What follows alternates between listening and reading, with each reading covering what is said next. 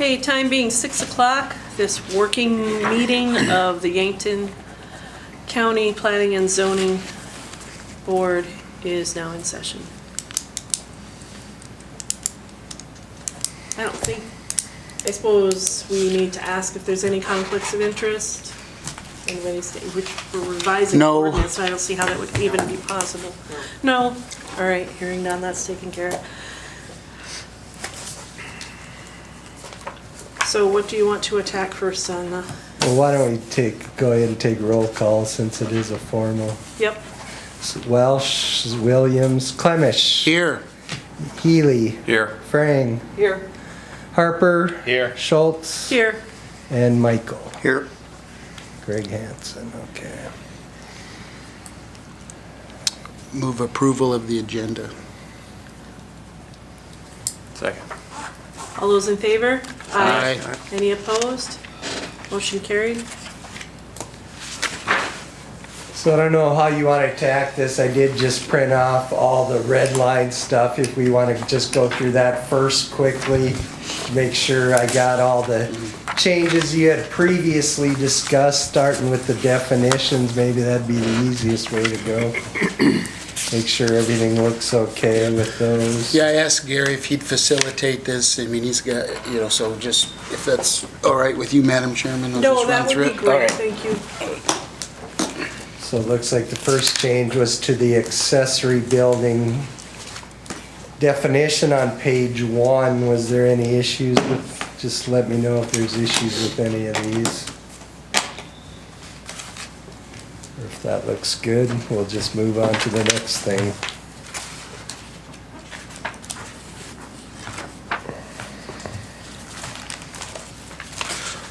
For accessory building, it says, okay, supported building, the use of which is purely incidental to the main building and is the principal building.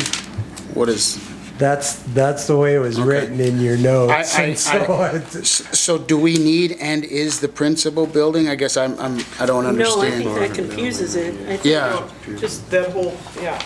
I think you I could mean, we just, all know just what. cross out and is the principal building. Yeah. And let the main, incidental to the main building, period. okay, that works. What does everybody think of that? Well, it makes more sense. Yeah. Yeah, Okay. Cross Page, off and is and the Right. principal building. right. My one question, and I guess this is more for my knowledge, obviously you can't use van bodies and all that stuff for storage except for an egg. right. What is this about it is unlawful to use manufactured homes for any use other than residential living quarters in all zoning districts?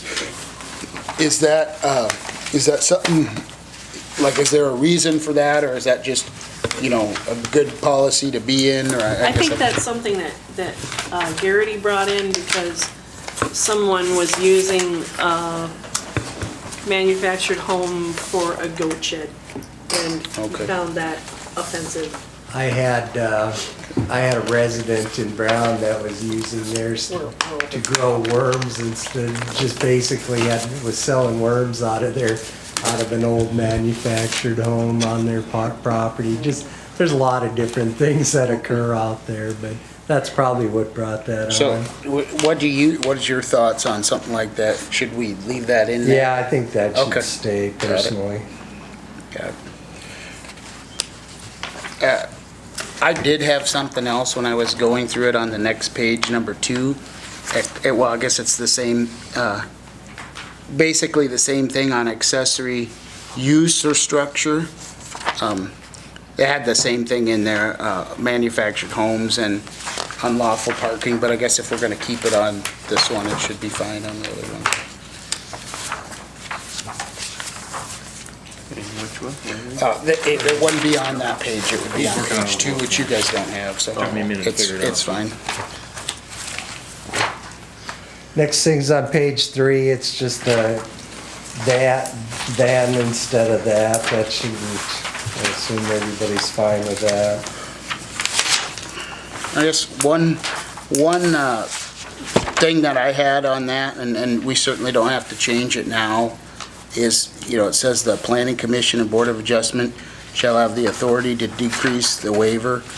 Now, wouldn't that be through the variance process? Correct. Okay, all right. I'm fine with leaving that right now. But I just had a question about that. Which one? Page 3, the definitions of animal feeding operations or CAFO new. The last sentence. Yeah, I'm fine with leaving that.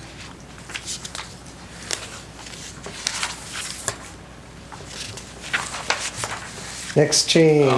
Actually, I got a dumb question. Go ahead. Go ahead. I'll go back to what you were saying on that. Why is that even in the definitions? Shouldn't that be in the, Well, that's part of I the mean, question. that doesn't define what a CAFO is, does it? It just, I mean, if we want to, shouldn't that, if we want that to be, we put it in the articles, right? Yeah.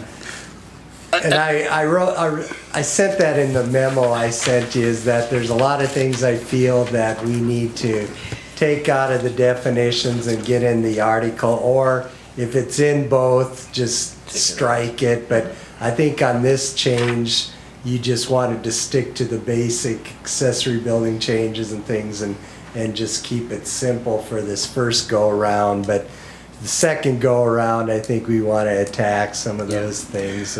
I think There that's seems to one. be a lot of redundancy. I mean, if and- if it's a definition, we shouldn't have a, Yeah, I would agree on that. So I guess while we're doing definitions, I just had a question like on page 1, accessory agricultural structure. I suppose an accessory structure in general, does there have to be a principal use or structure to have an accessory structure? Supposedly everywhere, yes. But in some places, a residence is not the only principal permitted structure, use. right. In other words, Right, it could be a farm that's Right. being farmed but doesn't have a residence on the farm. correct. And so then this way, you can put up an ag structure, you can put up a As barn. long as or it's something in the principal Without use. having a home there. I believe is probably why that was put that way. I would think in the definition, in agriculture, I would think you can pretty much, find that the principal permitted use is just growing anything on it, if you know what I mean. It's Right. agriculture, Right. so it would be Right. hard to believe you couldn't on Right, any piece of property, but it isn't, you still technically have to have, I don't know how you would not have the principal use on that. Right. but- yeah. Well, and I guess, and it's not necessarily definition, it's more in like in section 505, permitted accessory use. Accessory agricultural structures is one of them. And I'm thinking there's quite a few places out there that simply have a machine shed or a barn Right. to house animals with Right. no home, no Residence on the single. residence. Now, I farm would- buildings is per principle permitted, so I suppose farm buildings is covered, but, and then we can dig into that at a later time, but that's, I wanna make sure we're not pigeonholing ourselves that we can't have. I would just think when you have agriculture as a permitted principal use in the agricultural district, there really wouldn't be any piece of property that would not be allowed to have an accessory use. Right. And I really, don't- really the only place we've ran into any problems with accessory buildings is residential and the lake area. I mean, Right, really, I mean, because there's, really, that's pretty much just a permitted use, these other ones where they just, Yeah. as long as you meet the setbacks. Okay, yeah, no, that makes sense. I just, No, that's a good question. Good discussion.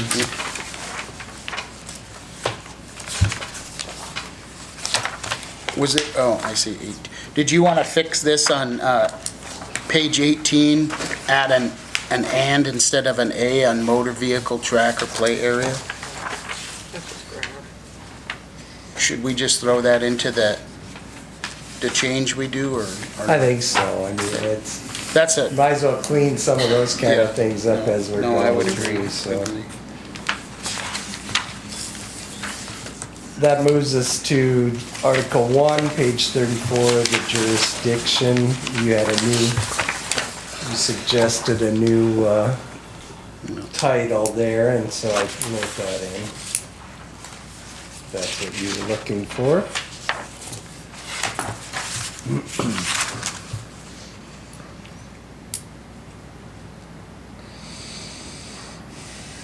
Where did Brown keep their official copy? At the auditor's office. They That's had Jim. one official copy. Do Yeah. you, what is your thoughts on, we did this before you got here, Gary. Is that confusing to have three different places? Or what's Seems your like thought? a lot, but Okay. but I do understand after what you had went through that maybe it's a good idea to record a copy and to have one at planning and auditors. I mean, planning office would have one anyway, but You know, Planning office supposedly had one the last time we had a problem, so yeah, that's Right. interesting. Yeah. it certainly makes sense to have, to me, to have it in more than one place, whether it has to be Yeah. 3 or 2 or whatever. But at least with 3 of them, you have the ability to say, 2 of them have this copy and only one of them has this copy, Yeah. you know. But shouldn't you have, you know, in all this reading and everything, there should be one basic official copy should always be, and to me, that should be in the zoning office just for the simple fact is that's where it's gonna originate Yeah. on. Like we So just. that has to be the one Yeah. that, because if you get into this weekend time slack or computers down or people questioning something, Right. the actual official copy should be registered into the zoning office, because that's where it's gonna be updated, changed. Should be the most current That's the whole version. problem we ran into, though. It was being That's- changed without, Yeah. I think that, and somebody at one time brought up, the concern is if we're sitting here and we're, you know, let's say we have a discussion and we find an error or something needs to be changed and Gary makes a note and he's got the official copy. Now, what do we do? And so I think, I mean, it's all, a lot of it's semantics. I think it's important to have copies, Well, I do too, but the so I'm not questioning one that. official I think document should be probably locked up in the auditor's is fine office. with me. But what I'm getting at is to me, the official copy is what's gonna come out of that office and go to these other places. That's, if it's gonna be updated, if it's gonna be changed, if there's gonna be modification to it, if there's just a note on a piece of paper with an intent of changing something. Right. But it still has to come out of that office to go to these other offices, because they're getting what we send them. Right. They're not creating it. A lot depends on how your county's structured. In Brown County, the auditors made the official changes to the ordinance once a year at the end of the year. So that's why the official copy was in the auditor's office, because she actually made those changes. So she went back to the meetings for the entire year. Anything where there was a zoning change or whatever, any of that documentation was all done by her once a year and put into the official copy. That's why it's that way up there. Now And see, here we've always had zoning administrators. Exactly. Made those. And that makes a difference. And I guess I almost like, that, elected official or somebody does it, I mean, because they're responsible to the citizens, if they screw it up, they're gonna have to pay the consequences for it, I guess. And then also with South Dakota codified law, it says the county shall ensure the most current version of the ordinance or book is posted. So if a change is made per South Dakota codified law, we have to, and that was because of us, that's why Ryan Schwank wrote that. So by law, we have to post the most current on the website. And I understand Dennis's point, the website might be down, but, Well, I really think Yeah. if there was one official copy, it would be in the auditor's office. If there was one zoning ordinance copy, it would be in the auditor's office. I Just could- I because could do with there's that. no direct dealings with it, Yeah. no problems with it from the auditor's office. If you have a problem in the zoning office, you can always go to the auditor's office, and that is the permanent copy. Now, the zoning office is always gonna have a working copy of it, but if somebody questions what goes on in the zoning office, which we've had, and the permanent copy is in the zoning office supposedly, then they have nowhere else to go. But if they have a question and they go to the auditor's office, what the auditor's office should line up with what the zoning office has. So to me, the permanent copy should be outside of the zoning office. Just because if there's any questions of what goes on in the zoning office, that permanent copy is held somewhere else. And then if that isn't the same or doesn't line up, then we know we have the correct permanent copy in the auditor's office. And part of that, I think, comes from the aspect that, especially in the bigger counties, there's more employees in the elected offices than there might be only a single person a lot of time in the planning office, so it's just easier for the public to go see that in an auditor's office, because they might have 4 or 5 employees versus one planning and zoning person. Right. I think the zoning office should have the map, because that map should be changing. Yeah. Every time you have a meeting and approve a rezone or a PUD or something like that, the zoning officer should be changing that map. Yeah. And I don't know how that's been going on over the last few years, because District 3 does the changes. some of the stuff doesn't exactly resemble stuff that we remember, so I don't really know how those changes have taken place. You know, but that map should be updated all the time. You know, I'm guessing you're gonna update that map every other month or something, because you're gonna pass something that impacts the map somehow. Well, how about something to the effect of the official zoning ordinance of Yankton County shall be kept in the Yankton County Auditor's Office, and we could just scratch register of deeds in the planning office.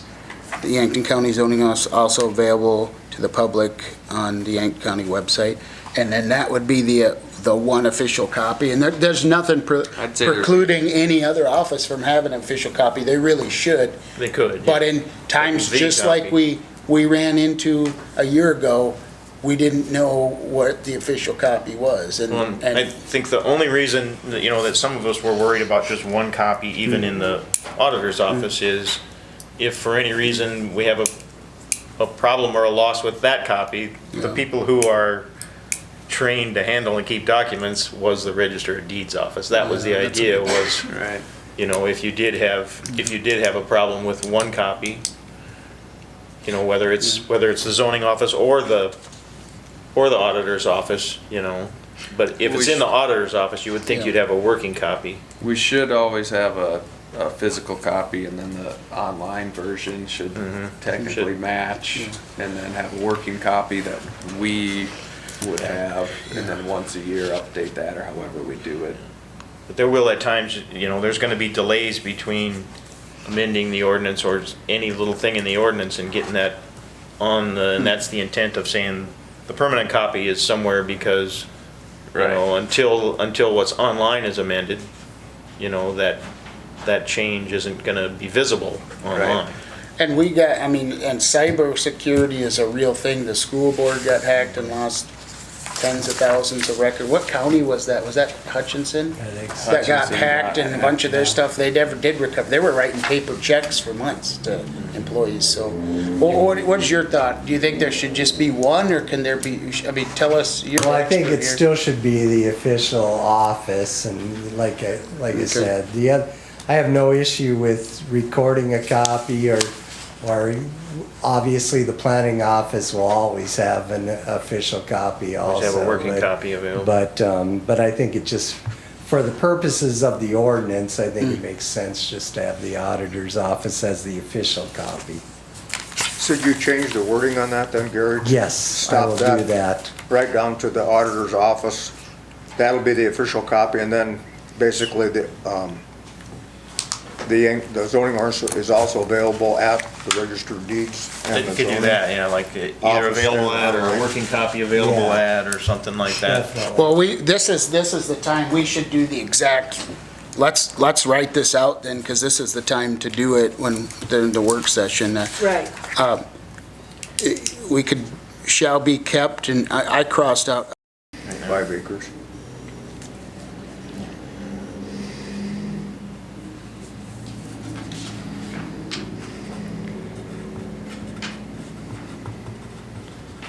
Accessory buildings or structures, that's a definition.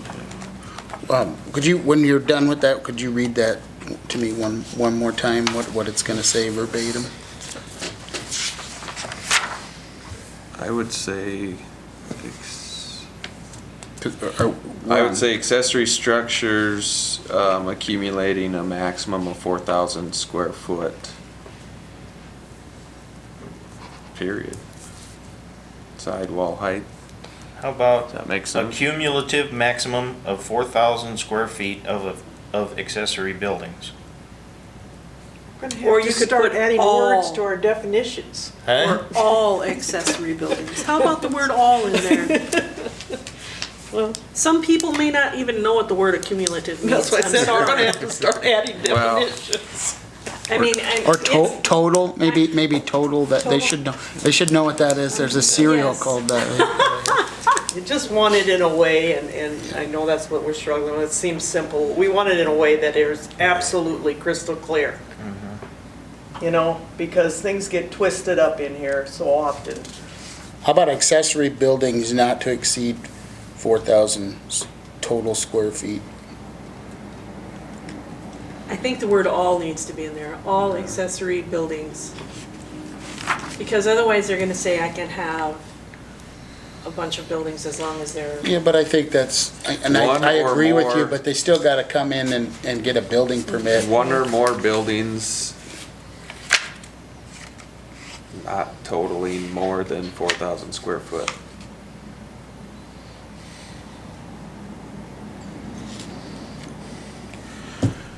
That still sounds like you could have, more than one. still doesn't give you that kind of Yeah, cumulative. that- okay. I think we gotta use a cumulative. Okay, Yeah. go I with think the we should cumulative too. then, go right ahead.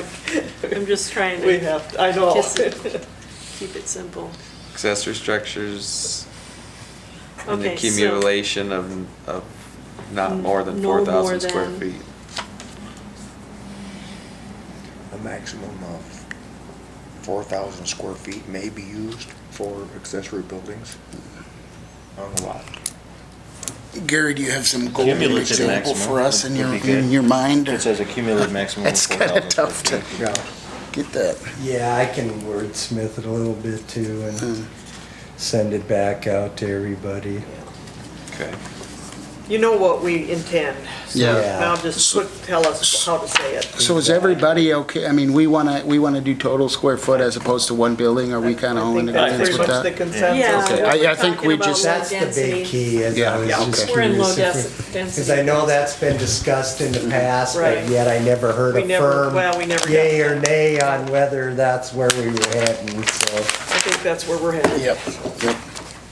Hold on, obviously. And then as far as page 56, number 17, so on each article you added as a conditional use, the ability to come in and ask for a conditional use if they wanted bigger than that. Yeah. Instead of a variance. Yeah, and so generally that's just a variance, but I didn't know what the discussion was in the past, if you did that just so that you could put conditions possibly on those types of structures, because I know we're getting a lot of calls about a lot bigger than even these that you're proposing. I think a so- lot of what we're seeing is, and guys, correct me if I'm wrong, is most people, the lots vary in such size. And if somebody has a bigger lot, as long as they meet setbacks, I don't think I necessarily have a problem with them doing it. But if you have the permitted use, no, the neighbors don't know about it, at least with the conditional use, the neighbors know, and they can come in and say, I support it or I don't. And then it's not, you know, because the problem we're here at right now is variances got out of control, and people were variancing everything, and I think we need to get out of doing variances. Yeah, that's, a lot of it is to not do variances, and the other thing is, if you look at the definition of a conditional use, it's something that would be allowed in the area, it's not strictly permitted, but with special conditions put on it, that it becomes acceptable. And the idea of that on a large accessory building seems to me to fit closer than the idea of just varying from the ordinance, you know. We shouldn't be granting anywhere near the amount of variances that we grant. In other words, if we're gonna keep granting variances on accessory buildings, you know, really like according to couple of different state laws, you're supposed to adapt your zoning to meet. To meet the needs of the people. Yeah, when you grant multiple variances, you're supposed to look at adapting your zoning to meet all these variances that you're granting. And what So- you get is, we had a perfect example of that recently where, especially in the lake area, you get a lot of people that say, well, I want to build this accessory structure, put some living quarters up on top so my mother can move in and view the lake and things like that. And so I can understand where you were concerned that maybe that would be something that you'd want to have as a conditional use and put some stipulations on Yeah. possibly and things for when that type of situation arises, because everybody wants, like I said, already bigger than what's even being proposed. And that's so. what we did for that, that mini home development. We put the condition that you can't have commercial store, you know, he said, you know, that's what the neighbors were upset about. They didn't want it to become into a commercial storage, and that was only storage for there, and that's the condition we put on that. And You know, go ahead. as we were talking about this, I guess one concern just to think of or in the future is to make sure that we're not using this as a kind of open the floodgate to uses that shouldn't be in that area. You know, what I can see is someone's gonna say, I want a 5,000 square foot building because I'm gonna work on cars.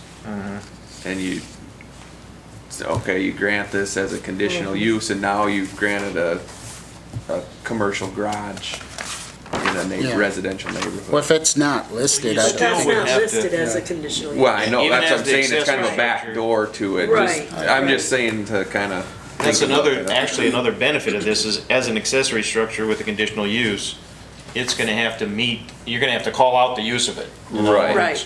You're gonna have to, when you're asking for a variance, you're asking for a measurement difference. Right. When you're asking for a conditional use, this is gonna say what this is and what it can and can't be used for. So actually, the scenario you're talking about would be harder to do Yeah. under a conditional use than it would under a variance. I'd go in and say, I want a 2,000 square foot variance for a garage and get a 2,000 square foot variance and then go and put whatever I wanted in it. But on a conditional use, you're gonna have to lay out what that is. Well, what And the I'm saying neighbors is. are gonna know about it. Right. What I'm saying is like 10 years from now, people who aren't involved in this conversation, you know, someone's gonna go, what are you gonna use it for? And they might say this or that.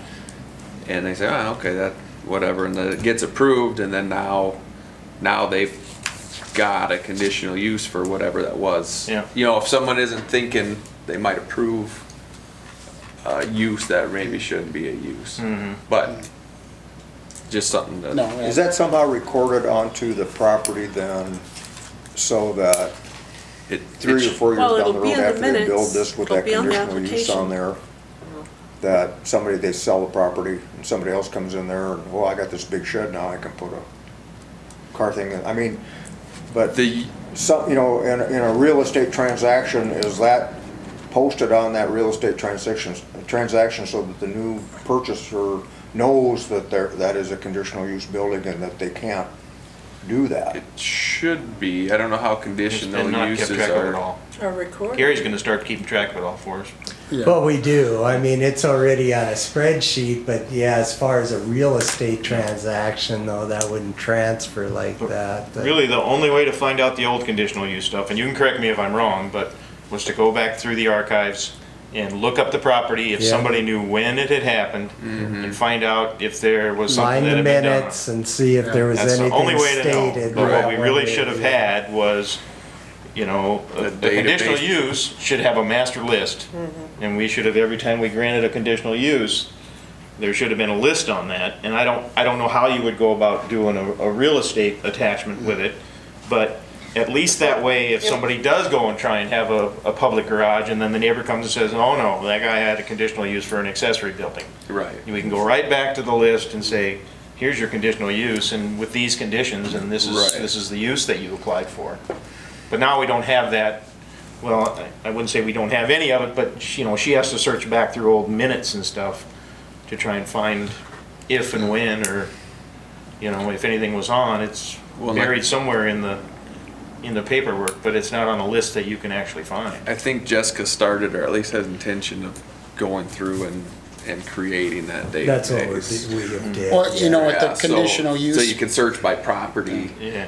You know, you don't have to know the exact date that the hearing was at. You can search by Right. property and say, yeah, this conditional use was issued, and then you could at least go find that. conditional uses also, they don't last forever, so if it is not used, you know, for years and years and years, they're gonna have to reapply for that conditional use. But if so. variances, if the only thing you're variancing with variances is numbers and stuff, that's not gonna be so important to have that all in a file, because that's not really gonna be Not gonna change. something that affects the use or the use of another person in the thing. Once you variance something to within, Yeah. you know, half of what it should have been, then it's already gonna be there, and there's Yeah. not really a change that can go on. Yeah. So we'll have the same wording in 6, 7, 8. For 17 here, I guess, to go back there, how did we wanna have that for, I wrote in there accessory structures exceeding 4,000 total square feet and or exceeding a sidewall height of 16. Because again, we need to, you know, Oh, we need to match have what we that, did. well, we need to match it to what we did here, because if somebody has, you know, a huge lot, and he has a 2,000 square foot, and he wants to build, you know, a 4,000 one, and he has the area, that would be a conditional use permit, but I mean, would you still want total square feet, or would you I not would need say that? accessory Yeah. structures accumulating more than 4,000 Do square you like feet. that accumulating word? I don't know how else to say. I don't How know else to either. say I learned how to spell that in 8th grade. I mean, So, but I mean, we need something in long there time to just maybe mention the combined or Right. total square feet, and I don't know if you wanna, The combined total square feet of all buildings Yeah. on the lot. Can that be oh, misinterpreted? accessory buildings. Yeah, Oh, but fit accessory that in, buildings, fit thank that you. into the sentence. Into see, I just had accessory structures exceeding 4,000 total square feet. Just all I added was total, I don't know if that's simple enough. And then that is everything, I don't know if this one should change to match the other definition, because in this one, you're asking for a conditional use for a structure. I don't In know excess that you of want 4,000. people asking for a conditional use for multiple structures. to have more than one. oh, I Right. get what you're saying. In other words, this is a conditional use Right. to have a structure of more I than agree. 4,000 square feet. Right. But are we combining it, so if there's a property with, you know, already has a 3,000 square foot and the guy has room to do another one, we're adding that total up? I mean, what if he only wants to do he's got 3,000 and he wants to build another 2,000, which would be 5,000? Would he need a conditional use permit for that? For 2,000. I see what you're saying. Yeah, that's what I'm If they're saying. gonna I total more think than we the whole need to. thing, how would Yeah. you Yeah. get that done? Because if he already has if he's gonna go over. You know that's gonna be asked. Because we're all kind of in agreement that, we're fine with it going bigger as long as he's got room. But I guess, you know, by the definitions, if he builds a 4,000 now, Well, just he spell could that build, out. could he build another 4,000? Accessory structures, Not to exceed, Yeah, exceeding 4,000 square foot, or if accumulation of existing structures, That's what I think, you're gonna have to spell it out as just two spell it different out, or scenarios. the accumulation of the existing structures, it will exceed 4,000 square foot. That makes sense? yes, kind of. We'll have, Gary will write it for us, and that way we can understand. Yeah, I'll send it back. Okay. But I think we all, does anybody what you're not saying. agree on it? We kind of all agree, we just don't maybe know how to say it. All right.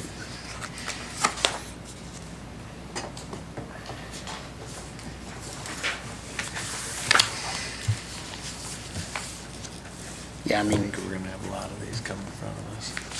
what's that? Request for that.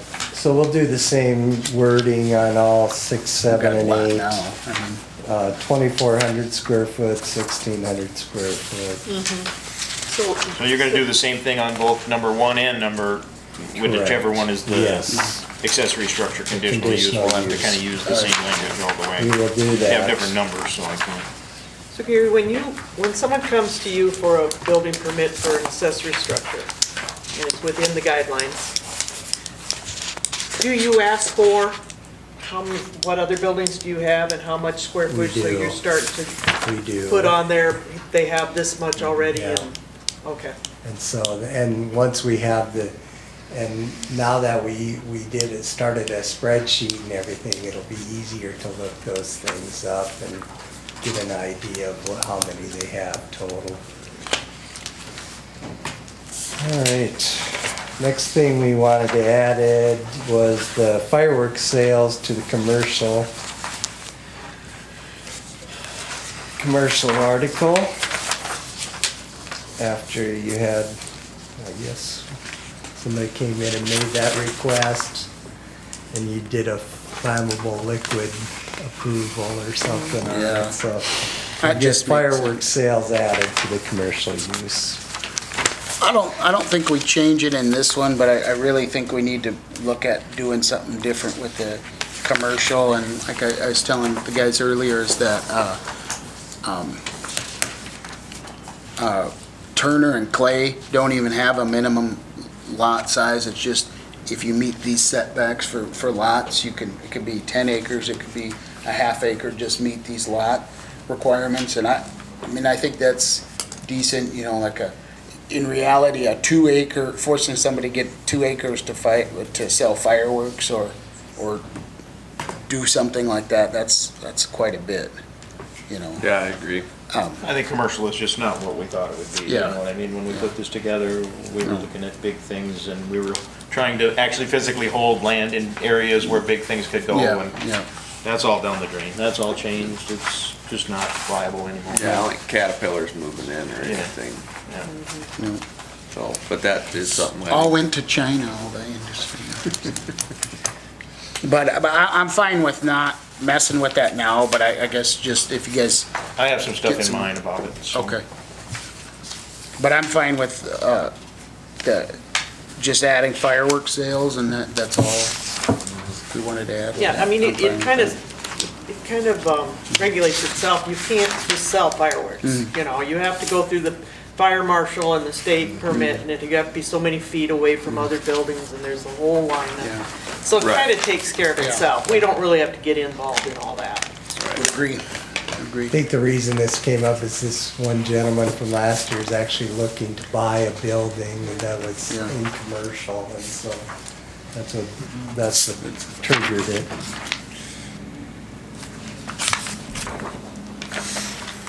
Next thing was the RT. I don't know if we want to get into that discussion yet or not about whether we want to start converting those to other zones, or if we just want to hold off on that yet for a little bit.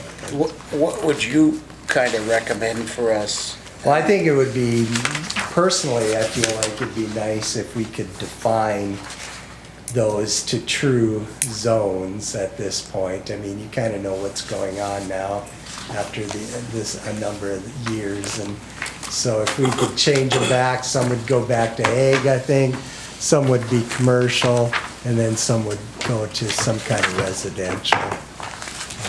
It would seem like that would be easier in the long run, and would make sense, but Just get rid of? and just get rid of RT completely. How would you go about that? I mean, what would have to happen for that? Well, I think you'd have, if that's the direction the county decided to go, you could do it a couple of different ways. You could either have people do individuals, but most likely what you would want to do is a mass zoning change, Maybe where you north, change this east, section west. into ag, this section into commercial, this section into residential. So you'd probably Notify all the citizens Draw the that map and that's the say, county this is what we're plan. proposing. Yep, and the county would do it at their cost, at one-time deal. You'd do a mass change, and then they'd all be more into compliance than what they currently are. and then you get away from, we have another one right now that's looking to buy a parcel that's in RT and wants to put a house on it and things, and it's just, it seems to be an ongoing issue. So at some point, I think you need to bite the bullet and make that determination. We don't have a map. Technically, the rural transitional should be the easiest one to change, simply for the fact that it was set up to transition. I mean, you're not going Exactly. into a established district that's there. This was, from day one, was thought of it was gonna change, and that's why it was put at that point. But I agree with what you're saying, is we already have in that corridor of what we, on 81 North there, where you have residences and you got businesses and, you Yeah, know, it's It's kind kind of of a a mixed-use hodgepodge. area, yeah. and you got a number of them that are half and half. It's splitting the parcels between RT and ag, or RT and resident, whatever they are in that area, which is causing us issues too, Well, so. and if you look at the changes that I put forth for Article 12, one of the biggest problems with Article 12 is they want 20 acres and they don't allow dwellings in it at all. Right. So to have the land around Yankton, they have to have 20 acres and no dwellings in, makes no sense whatsoever. You know, if you put all the dwellings in it and, you know, remove some of the stuff that I have in there that makes you have 20 acres and a lot width of 500 feet, some of that stuff is just never gonna work, you know?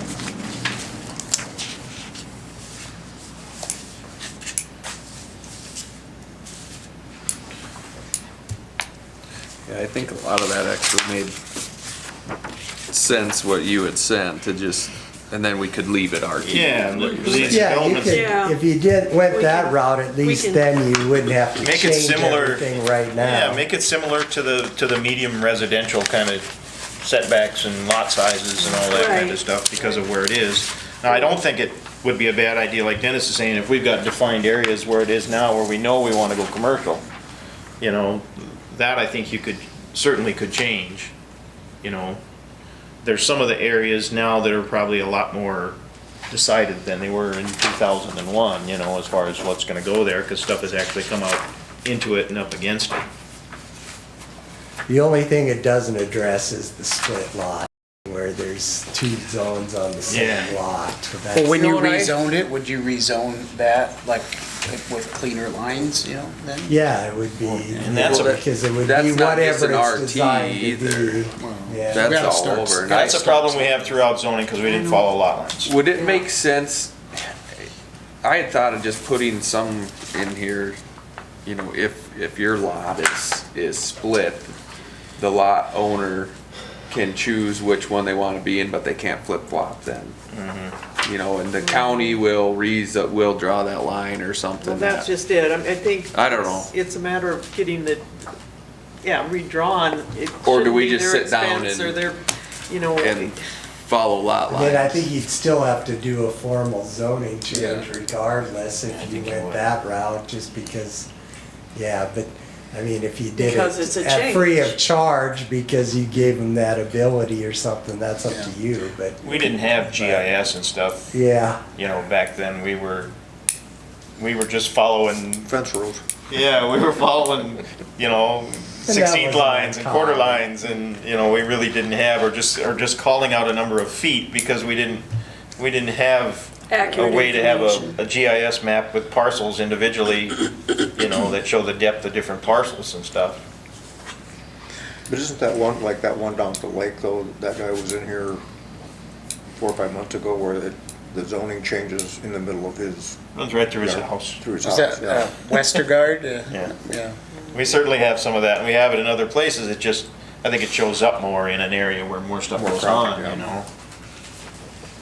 I'm not against getting rid of RT, because I think it's, you know, a problem. The problem I have with getting rid of it is exactly what you talk about, how you go and rezone, and, Yeah, that could because take the a first thing really that long happens when time. you're telling people you're rezoning their property is it's a pretty big hullabaloo Oh, of, yeah, they think their taxes will go up. with it. you know, well, this is what I want, and this is what you're doing to me, whether you are or not, you know?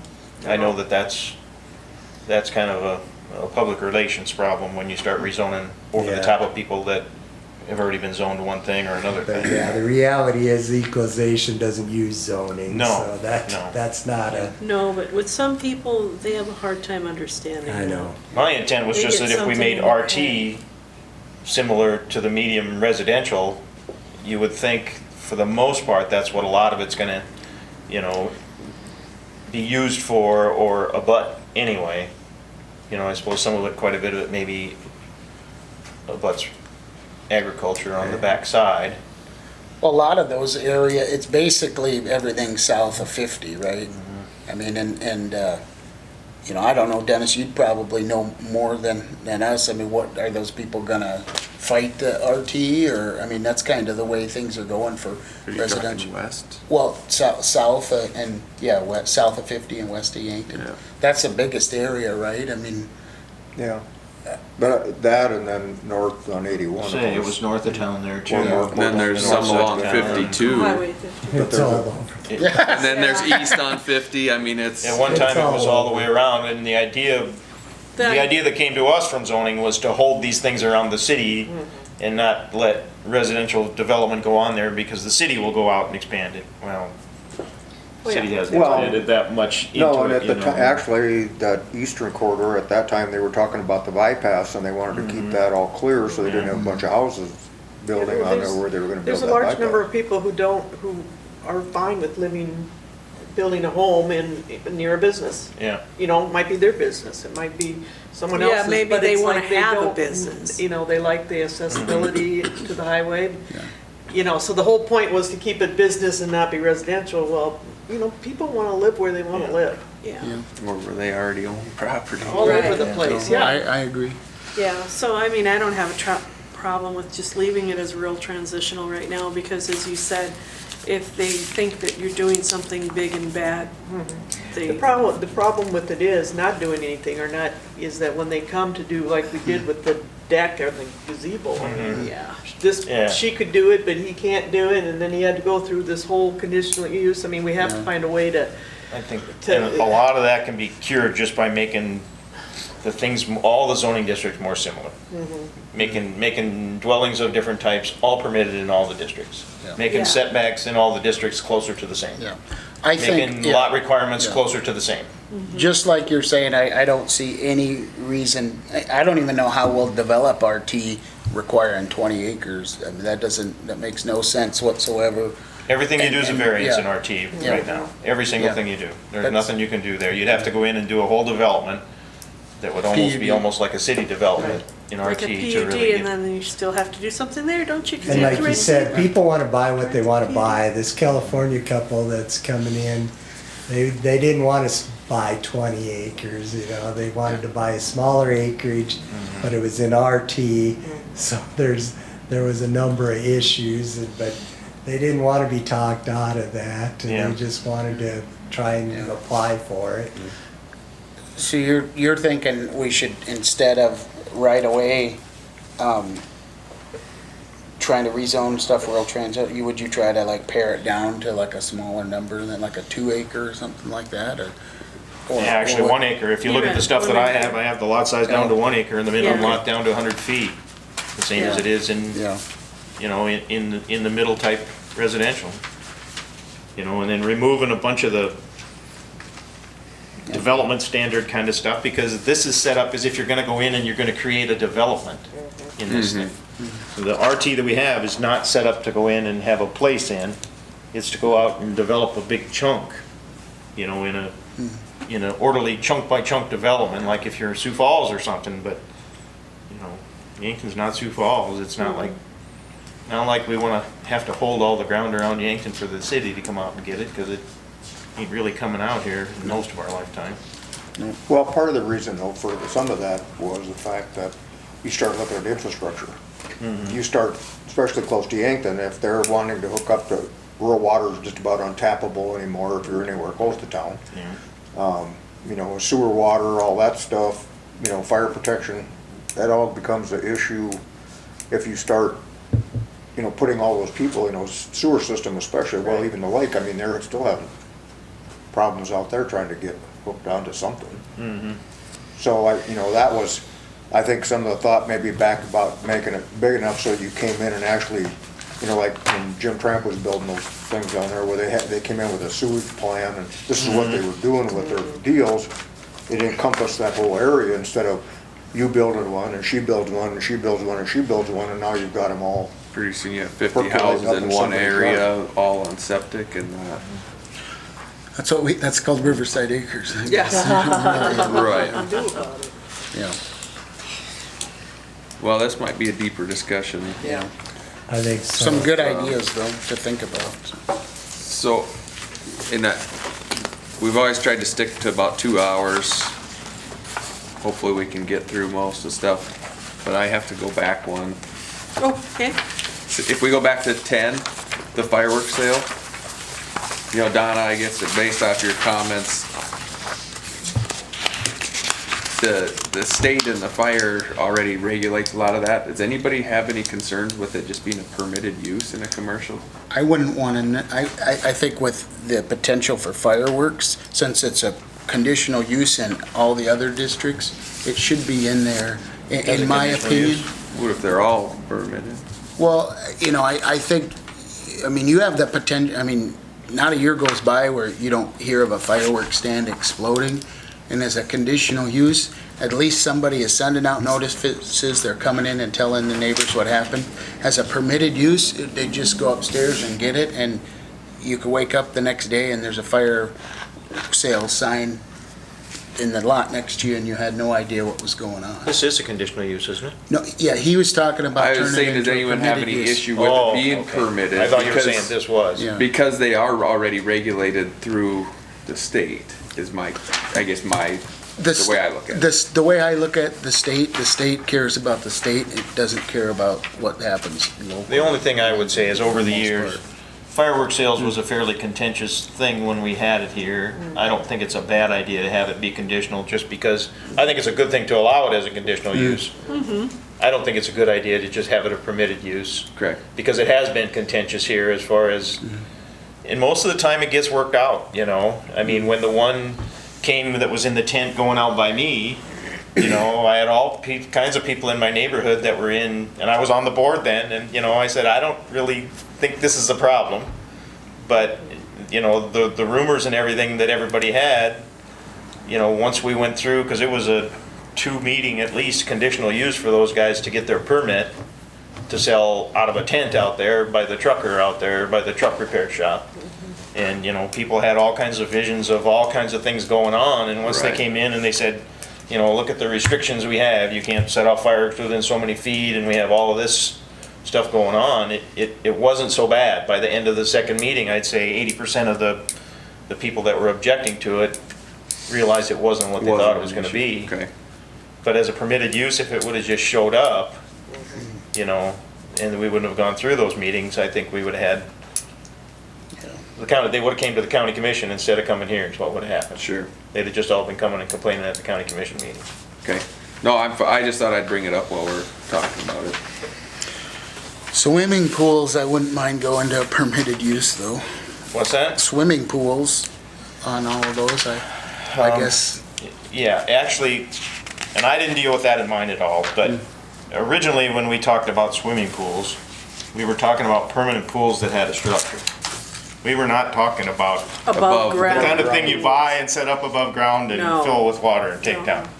So that I think is the biggest change, and I think our definition of swimming pools is what's I was problematic. gonna say, maybe we just fix the definition on Yeah. one of these changes. Because we really shouldn't be taking those 12-foot round Kiddie No. pools in a backyard and telling people that's a conditional use. Two years ago, the county was going after people for Absolutely. that, they were. and making them.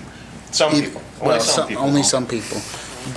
But I mean, maybe you could put a note on that too, on what your thoughts are You could just. with that. Couldn't you just Gary. put in-ground swimming pool? Yeah. Well, let's just put a note to look at Well, definition and then we yeah. can move on. Okay. If that's That's, okay. yep, that's good. Yeah, if it's a permanent structure, then it's got, you know, some kind of foundation or something that you need to get a building permit for and maybe a conditional use It's kind of like for a it, but- utility shed versus a Yeah, but barn or conditional something use, like I that, mean, you know, where it's not attached. where are you gonna, there's gotta be a size listed here. I mean, okay, what's the difference between a swimming pool and a pond, which they build all over the backyards of these fancy houses? Right, yeah, fish Same ponds and thing. stuff. It's a permanent structure with water. A big Same cattle tub? safety issues, Same all those safety things. issues. Yeah. I mean, I don't understand, I mean, and, you know, to me, okay, if it's an Olympic-sized swimming pool, I can see it, but we're gonna have to define it by size then. I think the biggest reason for the That's- conditional use at the time was the safety stuff, as far as making people realize they had to have covers and fences Yeah, and but things they have like to have that. covers and fences, but we don't have to on these ponds where children can die just as easily. Yeah, Just as easily. yeah, you could certainly change that definition so it would encompass more of that stuff, because there's some of those ponds that are pretty deep, they got fish in them all winter long. And so their they're kids 8 are feet leaning deep. over trying to touch the fish. Any hole in the ground that holds water for more than X amount of days. So water of the No, US. I just think, you know, I mean, to me, it's a building permit if it fits the setbacks. Because you can't Discussion. regulate safety, because that's no dangerous than anything else that we. Zip lines or tree forts or Yeah. trampolines or anything like that. It's an insurance issue. Next set of changes were all your changes to Article 16, non-conformance. Did you see anything that looked different than what you had discussed in the past?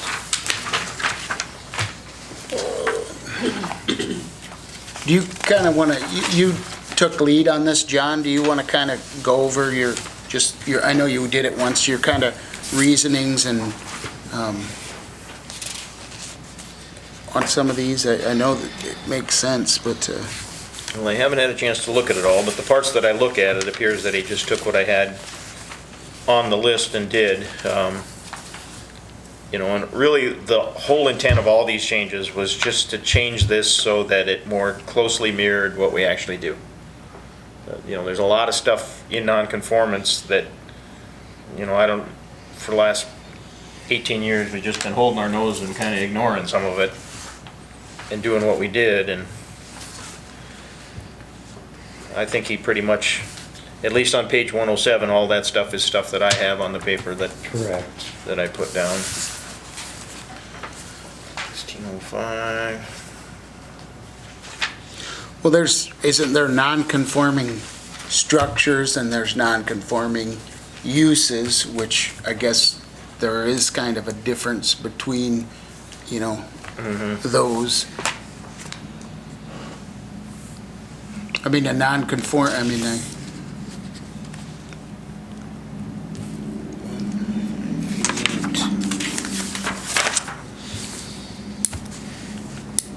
Four's out.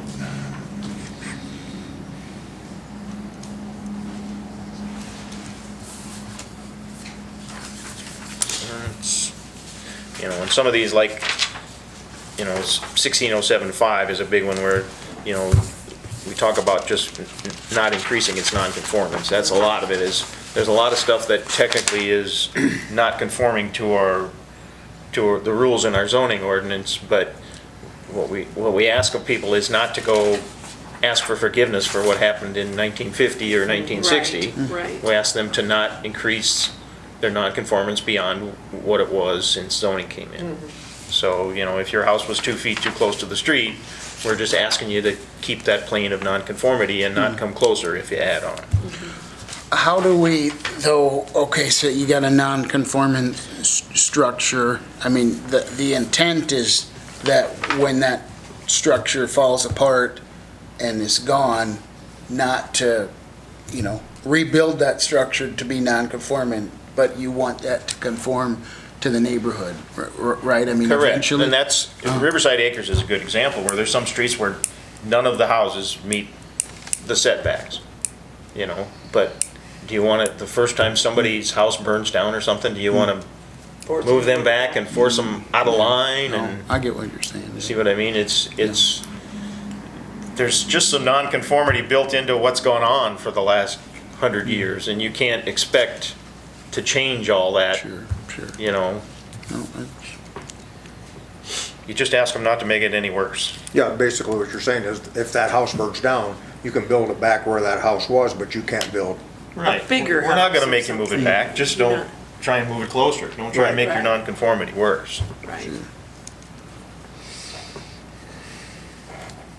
What about non-conforming, like uses, for example, if there is, I can't think of any, but, something in a residential area that, wasn't appropriate? I mean, how do you do that? I guess I don't have any good examples. Yeah, that's- Junkyard or something, if there was that junkyard along Highway Like American? 52 or something, well, I mean, how do you deal with those uses? Well, the way I deal with it now is say that we've had zoning since 2001, and whatever that non-conforming use is, has been there. And if it hasn't been enough of a problem to have to somehow get rid of that non-conforming use before now, I don't see why now we would want to try and get rid of that. I saw some, what would I call it, some use to this non-conformance when you're just slapping it on somewhere that's got all these things and you have some mismatched stuff and you're just starting in it. But when you've been at it almost 20 years, why are you wanting to do this now? Why would you want to go to somebody now and say, yeah, we've had zoning for 20 years and you've had a non-conforming structure in here, and now we want you out of here. Sure. Anything that's existed in those areas that's Well, it's already non-conforming grandfathered. has essentially. existed long enough that, it would be hard to say that it's negative to the neighborhood or something if it's been Well, existing. That's the whole point of this zoning, isn't, he's there. People who have bought houses there knew he was there when they Right. bought it. It's not like you buy a place and then he moved in beside you. Yeah. And that's what we're trying, that's Well, what zoning's that makes about, sense. just trying to stop that, not, you buy a place that looks like that, then you buy a place that looks like that. Well, and we've got non-conforming, 1605 is non-conforming uses of the land. And then the 07 covers simply the structures. That could be a house in an R1 that is too close to the property line. 1605 would just simply be the use of the land, then 1609 would be the structure and use in combination. So that would be like, Like the houses out by me where the guy wanted the pergola. He has a house in commercial, it's a Right. non-conforming use. His house is too close to the road for commercial, it's a non-conforming structure. right. But neither one of those are any detriment to the neighborhood or anything No. that anybody would want to discontinue or anything like that. Right. Oftentimes, the non-conformance that we see is more based on the expectation of our zoning than it is on something that's good or bad for the neighborhood. Right. We just don't have enough flexibility or reality of what's there, to allow for what's been done already there.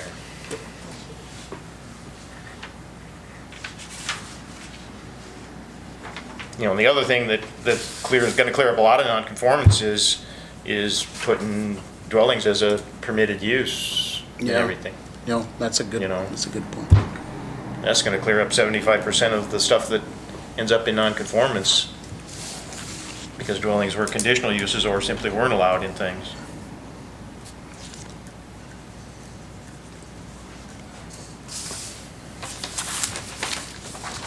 Well, everything in 16 matches what I have that we talked about. So Perfect. Next one is, we had a lot of discussion about a one-time renewal for building permit, and I don't know if that was something we wanted to add now, or if we want to wait a little bit. I know Dan had some concerns about adding it at this point, but I think it definitely needs to be looked at sooner than later, but I guess this go around, I don't know if we should, I don't have any issue with that definition, but This is the one where it used to say that conditional uses and variances expired too, and now that language is not in there. I don't know how what's going on at the state is gonna affect that. it will, if Senate Bill 157 goes, that's another thing we should probably wait, because if that goes through, we're gonna have to redo that anyway. yeah. Speaking to the renewal of the building permit, don't have a big problem with the renewal of the building permit. But especially if we're gonna have a 2-year expiration, you don't really wanna have a renewal of Yeah. the conditional use or the variance. I don't know if we'll be able to require action within a certain amount of time on a conditional use or variance, depending on what happens at the state. But it just Yeah. seems a shame to me that you can get a conditional use and do nothing for 2 years. 2 years is really, I think, too long. That's a long time. Too long, because if Right. you have a conditional use and you don't use that for a year, it expires. I mean, so why would you double that? I would have been okay with, if you have a building permit, you have a certain amount of time to use it. If it doesn't get used that time, you can renew the building permit. I don't like the idea of waiting 2 years on a conditional use Conditional use. or a variance. Well, and if a CUP is gonna be valid for 2 years, I don't know if I would want a building permit, because I think if SB 157 also talks about a building permit is good for 2 years, so I could get a CUP, wait, almost 2 years, and then apply for a building permit and wait another 2 have years, another and two. then ask for start another building. extension. Yeah, I mean, it could be 6 years before you actually build, I guess that's neither here nor there, depending on what happens at We'll take it the off state, for but- now and this go around and Okay. we'll work on that later. Sure. One place that comes to mind is an ethanol plant. Okay, they came and got a conditional use permit in December of 2018. I'm not 100% sure why, but That was But pretty they did. unnecessary, other than, But even if the natural gas was here and everything, that project is probably gonna take more than 2 years. Well, then they come back and reapply. Well, what I was gonna say is in that, Hanson County lawsuit that I read through, what the judge determined is on a project like that, you couldn't award an extension, but on a project like that, knowing that it's a multi-year project, at the very beginning during the CUP hearing, you can certainly outline what that timeline would be. was he talking about it expiring at the end before they were done building it, or was he talking about them having to take 2 years before they even started? 2 years of engineering and, whatever, But that, before they actually started construction. that's the whole reason, in my opinion, for a CUP, though, and too often, we're here for a conditional use permit, we're thinking we might possibly do this, and there's not a lot of thought even put into it, and so you issue a CUP and then everything happens, and how much stuff changed from what, you're basically permitting everything at the conditional use permit hearing, and you really don't even know if what you're permitting is even close to what it's But, at the you end. can't really spend all that money without Yeah. knowing whether you're Well, gonna be allowed yeah. to do it. Right. I guess- That's a huge investment. No. Yeah, I guess my point is it's okay to have a deadline on it, because if the project, if it is a large project that has extensive work or, engineering or time involved, you can bring that up front. Yeah. Well, and I think there's a difference between somebody actively building for 2 years and it runs out, as opposed to not doing anything for Right. a long time, so. And I think once that gets defined, even some of the other future changes is we'll add in things like definitions for work, definitions for building permit, because that was a big discussion during the appeal hearings and things, but that'll all come down the line, so. Did you want to make that change to 1725, just that lowercase p? Did we Oh, want to? 1727. I'm sorry, yes, I guess 1727. that's here or there, but it just looked kind of odd to me. Okay, So I changed it. got it. I would like to make that change. Then we move on to Article 18. One of the things that we spend a lot of time on, and is actually going out and posting the zoning notice signs. And I personally would like to just have the applicants do that if everybody's okay with that, because by the time we drive out, post the sign, then the next week we gotta drive out again, pick up the sign. Whereas if the applicant's responsible for posting it, I think it just makes it a lot lot Sure. easier and makes sense. They know where they should be posting it. And so and nobody has an issue with that, I'd like to make those changes. One thing that would be nice, and I saw this up in Hamlin County that they went to recently, is the applicant does post a notification sign, goes out, That's their pretty smartphone, cool. takes a picture of it, Yeah. texts it to you, Yes. because, you know, the Or time. even if it disappeared a minute later, it was Yeah. up at one point. Yeah, so they can show that it's up Or and could it be in starts the snow, that, starts that clock ticking on when the public could actually see Yeah. that there was something going on, you know? Because all of a sudden, we're starting to have some issues where people are driving over them, they're breaking our signs, and there's a lot of things that are going on with those things, but I think it just makes sense to have the applicant do it. They're out there anyway, so. Yeah. Of course, obviously, if there's a sign posted, then the neighbors are being notified through the mail. Yeah, we notify them anyway, so it's kind of a redundancy. It's a nice thing to have out there, but we notify the neighbors Yeah. anyway. We take that extra step Just where trying to think a if lot there's of the cities If there's a don't way, do that. if there's a They- way somewhere on your website to post, where, addresses of where a sign is supposed to be or something. So Yeah. people want to drive out and look, they can. But if they take a photo with a Yeah. timestamp and. Yeah. It's about all you can do. You could drive Coordinates. out there and put it in too, and you're not a mile down the road and it's Exactly. gone. So, I mean, It happens. it's not, if they're gonna do it, they're gonna do it. Is there any state law, like I thought there was something where our signs need to be, Our signs are smaller than state law, Yeah. but state law says that you can pick your size more or less. Correct. Because that was part of an argument in a suit that our sign size is not in line with state law. It's not We're very smaller big, than but state law. when you're talking, when you're in a residential area out at Riverside Acres and the pop, it's fine. But when you're in a big farm field and there's you can't, in a fence line and people are going by 50 miles an hour, you're not gonna. We And could that's always the change, argument you know. people always make, even like posting the building permit, it's like, well, that makes sense in town, when you can just put it in your window and everybody can drive by and see it. Right. But when you're in the country and your driveway's 500 feet off the road and you're posting it at your house, they're not gonna see that either way. I think the message just comes from the office to put it in a, But at least if someone calls, we know that they have a That they have a permit for permit. that address. Right. correct. and would you want this supposed to be Article posted? 18 and Article 19, Article 18 stuff? visible from Would you want to the have that in that next change I then? would What- like now- that immediately. Now, does that Article also affect Article 19 then? Or, I'm sorry, the Board of Adjustment one? People don't have to go in private. You can go in- Because I think it's Yeah, pretty. it's on the back of that page. The Oh, same thing. Yeah, it's on 127 also. The backside. Okay, so that's, That's not got it. continue, yeah. Okay, so Yeah, does they're the not planning the, commission? they're not the Got same it. article. so Got it. I just put the Thank you. page where the change was made. No, that makes sense. Okay, yeah, got it now. Sounds good.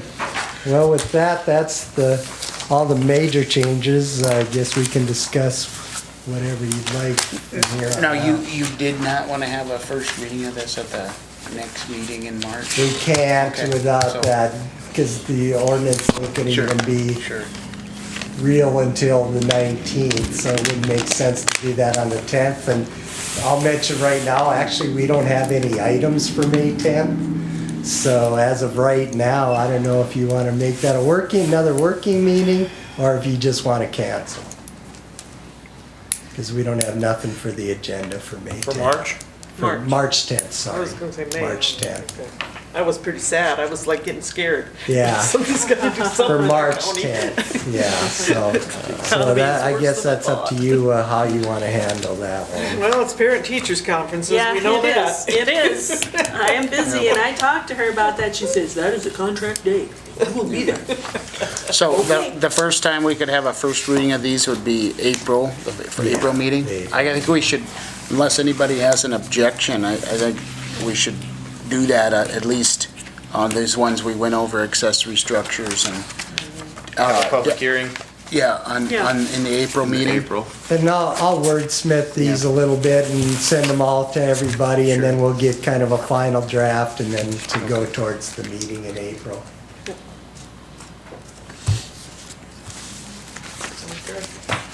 So at this point in my hearing that we just cancel the March That's 10th what I'm meeting then? wondering, I guess, it's up to everybody else. Matter to me. I'm good. We gotta get moving at some point, but I don't know.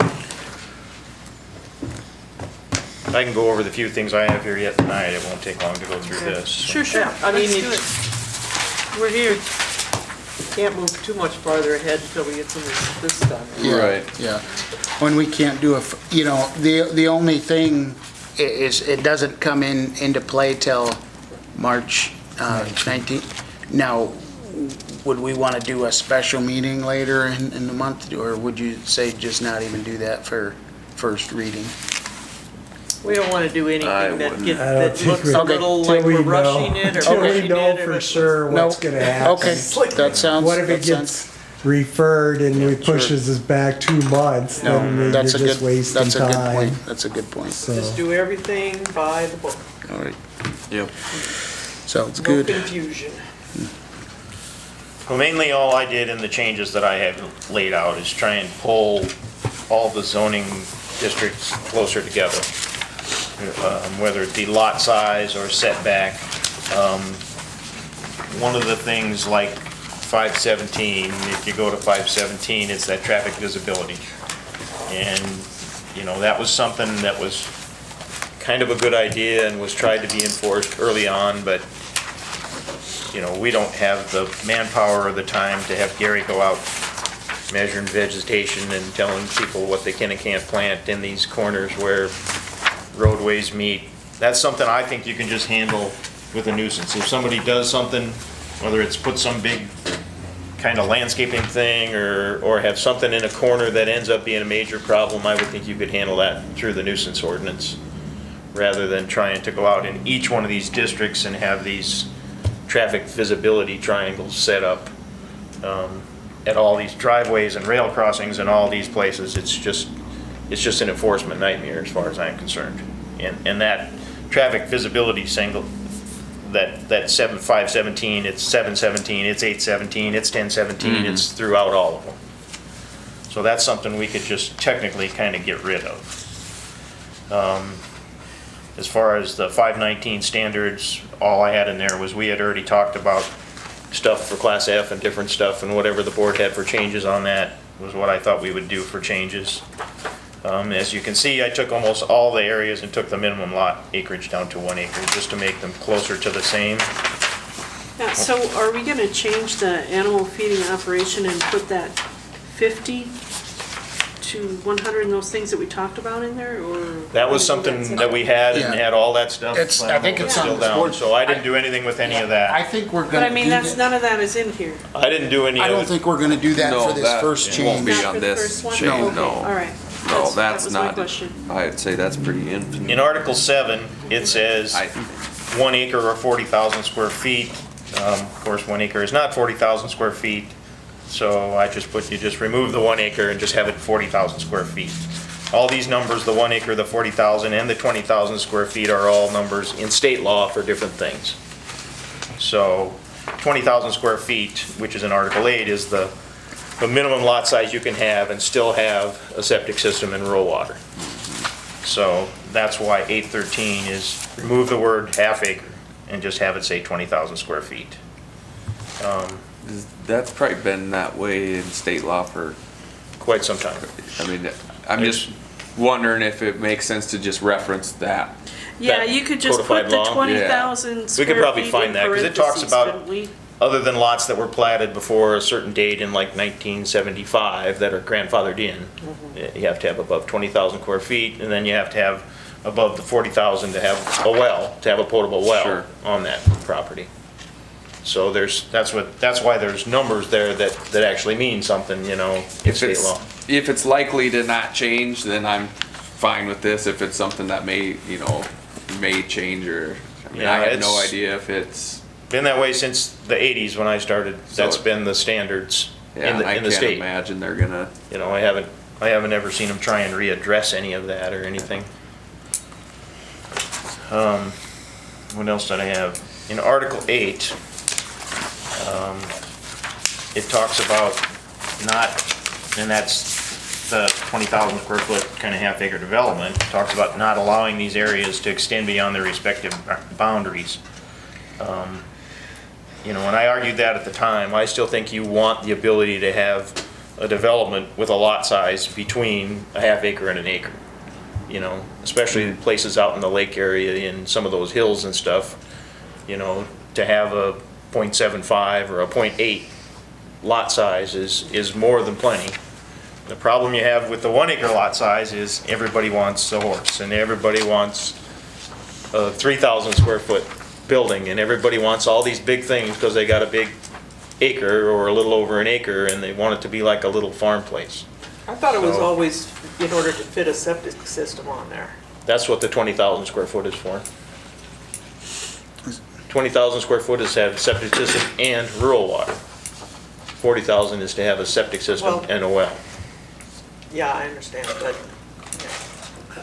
I mean, what you can fit and what makes sense to me, you know, like I look at Riverside Acres too, I mean, the 1 acre lot sizes, but it's like, you know, that's a lot of sewerage out there. Maybe you don't need that much really, but isn't it better to have it? The problem with Riverside Acres is not the acreage. It's the installation of what's been put in there. You know, it's just stuff that hasn't put in there. And that's also something in here too, that I addressed in here, because Garrity kind of had a thing put in here about septic system performance standards and stuff, and having things okayed by the zoning administrator, and it should just be that it follows state law. That's what it should say. Well, I mean, that's just like hiring an electrician to put in the house. Obviously, he's got guidelines, the plumber has to follow his, Right. you know, it's not up to us to watch a plumber or electrician, make sure they. So that was my rationale on those. Okay. You know, I don't think you're gonna see a whole bunch of, you're not gonna see a whole bunch of half acre zoning, because in a lot of places, that's not what people want. No, But They want to be in the country, they want to No. feel like they're in the certainly in country. areas where you want paved roads and nicer places, when you get into having to have roads that service an acre, or for God's sakes, 5 acres, you know, you get 5 acre lots and you're talking 500 to 1,000 feet, and who can pay for the road, yeah, you know, to maintain that kind of lot nobody wants to, size? yeah. That's the problem with that. Once you get to Article 10, then this I've just talked about adding dwellings as a permitted use in all these. Because that gets out of our, takes us out of nonconformance in all these properties that are out there now that already have dwellings on them that are technically nonconforming because we didn't put dwellings as a permitted use. And should we add accessory structure or garage or something? Because wasn't public garages on here something fine, but not that was lakeside commercial, I guess. Where we had to do that, yeah, number 6. Public garages are fine, but that guy in the commercial district Yeah. couldn't have a private garage. And I don't have any problem with that, that's just something I didn't catch, that accessory structures were not allowed either in these districts. So you could certainly put accessory structures as long as you're gonna have dwellings. Did you want to add, I see you have single, 2, and multifamily as a permitted use, or do you want that as a, is that as a conditional use permit for, oh wait. For that'd be me, as a- I'd put it would be, to me, it would just be a permitted use. You know, I don't know, Are multifamily, or is that a permitted use in the other districts? I guess I don't know. in some of them, Okay. yeah. I would say in most of them.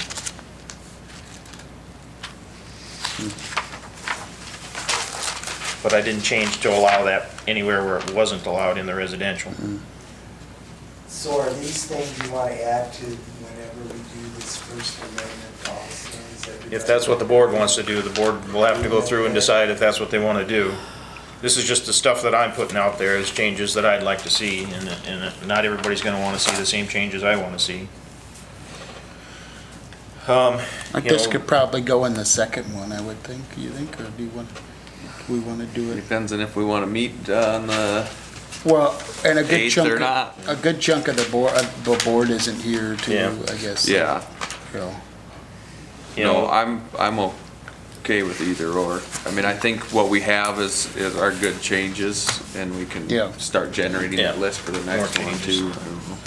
You know, I changed the minimum lot size from 2 acres to 1 acre and changed the minimum lot to only 100 feet because, you know, the sizes that we had in commercial were simply too big for most of the people that were looking to put something in commercial now.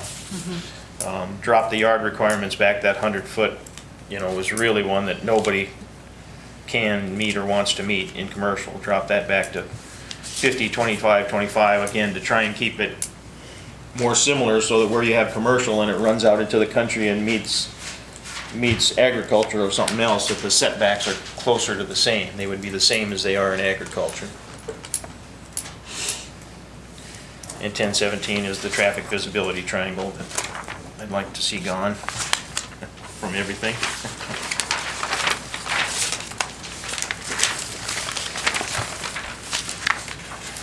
Article 11 is the lakeside commercial. Again, we'd add the dwellings, and again, make all the lot size the same size as it is in commercial, the same size as it is in a bunch of the others, with 100 feet, and a minimum depth on the front of 50 feet. 1117 is the traffic visibility triangle again.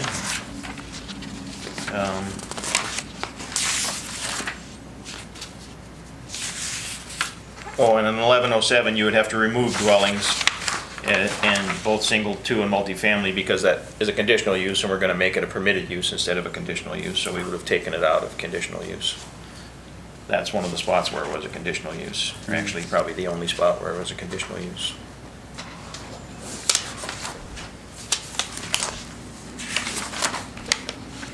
Article 12, which is the rural transitional, if we keep it, again, adding the dwellings. Under 1213, I have removing number 3 and number 6. Number 3 is, for some reason, that the zoning administrator may allow a smaller minimum lot requirement, but if the lot requirement goes down to an acre instead of 20 acres in rural transitional, you wouldn't need that anymore. Number 6 is, and I've removed this from everywhere that I saw it to. The zoning administrator may allow construction of a single and multifamily dwellings not in conformance with the provisions only on those lands organized as a 501(b) nonprofit, religious, and apostolic associations as described in the United States Tax Code thing. I don't know why we have that at all. If they want a variance or something, they should just come in and get one. Yeah, I mean, You know, we put that kind of ended up in a whole bunch of them, and, you know, I don't know why we want to have that in there. It hasn't been used that I know of. Which one, Joe?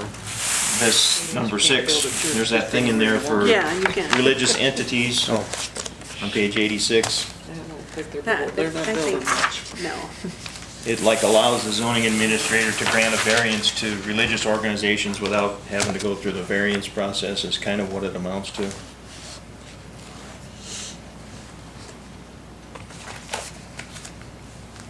I don't see any value in it myself. I had it contested once for a building permit. Is that right? Yeah, it was brought up, and I referred to that because they said, well, this is why it was done.